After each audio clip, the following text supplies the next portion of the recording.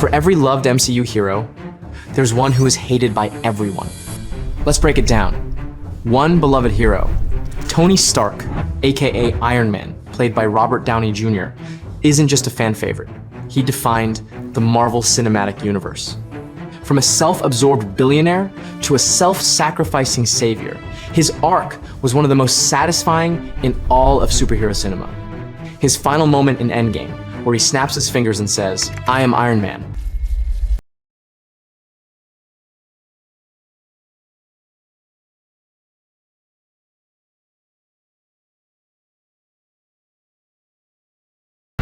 became a cultural event. Tony wasn't perfect. He was flawed, arrogant, and often reckless. But fans loved that. They watched him evolve, stumble, and rise, and in the end, give it all up for the world. That's what made him real. That's what made him loved. Now let's look at the other side. Jennifer Walters, aka She-Hulk. Tatiana Maslany seemed like perfect casting. But when She-Hulk, Attorney at Law, premiered on Disney+, it divided the fan base instantly.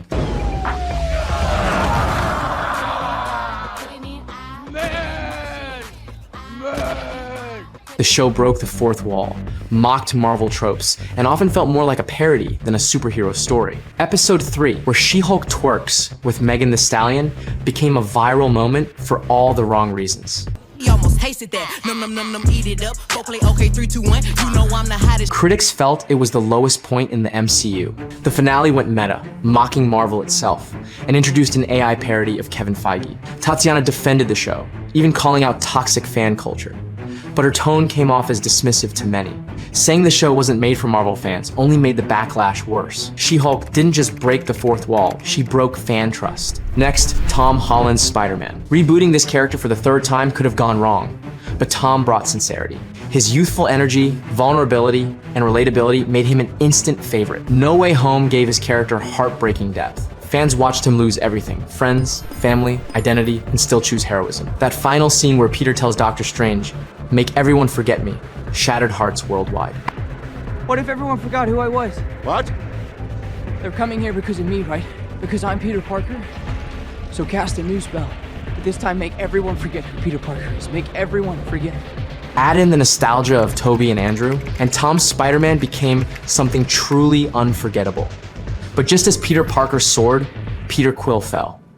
Star, Lord's big mistake in Infinity War, punching Thanos and ruining the Avengers' plan, turned him into a scapegoat. No, you didn't. No, you didn't! Stop! It's coming, I got it! Oh God. Fans blamed him for the snap. What was once endearing recklessness now felt selfish. His impulsivity, once charming, became tragic, while Guardians of the Galaxy Volume 3 helped rebuild his image. The damage from Infinity War remains a stain for many fans. And then there's Steve Rogers, Captain America, the MCU's moral center. From jumping on a grenade in the first Avenger to lifting Mjolnir in Endgame, Steve stood for justice, loyalty, and integrity. He evolved from a government soldier to a man who thought for himself.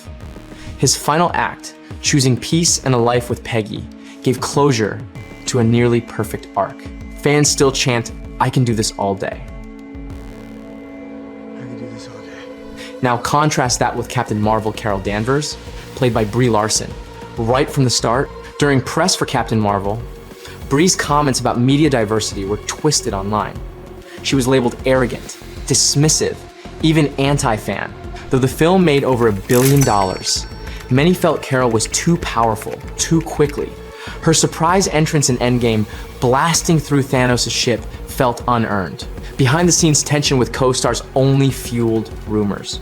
By the time the Marvels tried to soften her image, fans had already moved on. Elizabeth Olsen, as Wanda Maximoff, started small in Age of Ultron. Her accent was inconsistent, her backstory vague, but she grew fast.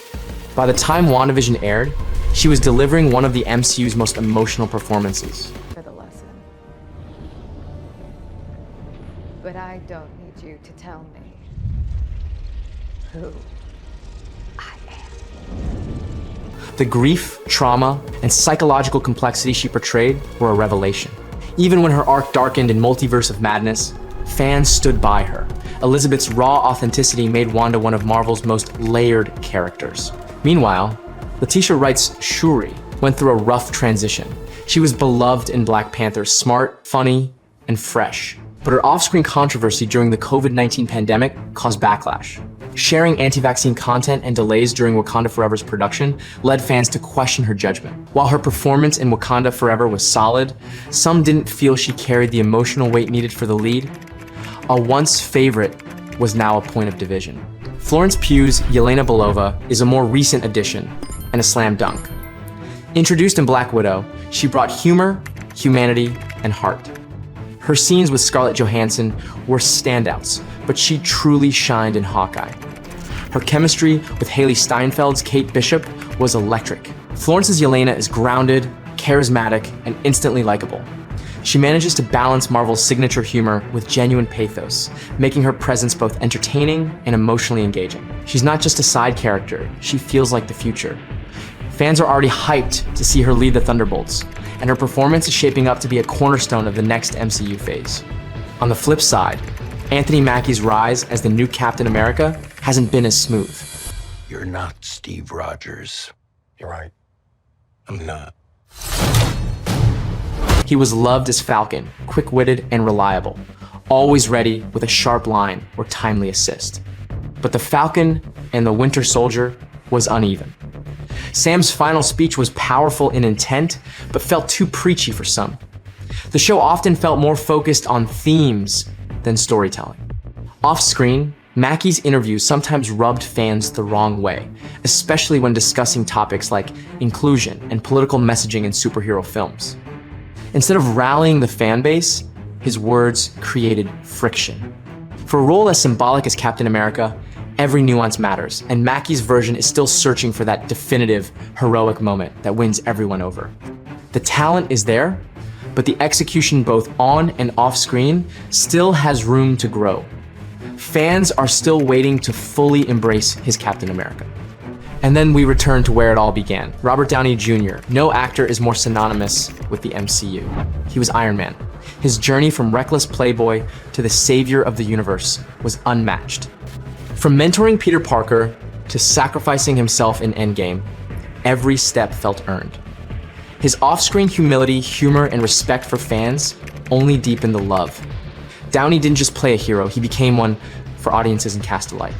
His leadership behind the scenes, his mentorship of younger actors, and his advocacy for fair pay elevated him from actor to icon.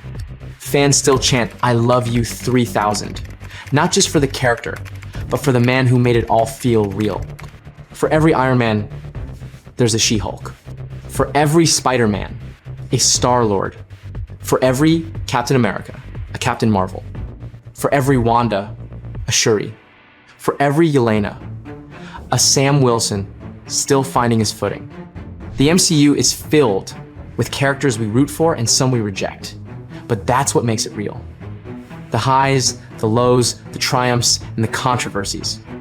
In the end, we don't just watch these heroes. We judge them, love them, and sometimes hate them. Because in the Marvel Universe, like our own heroes, aren't perfect. They're human.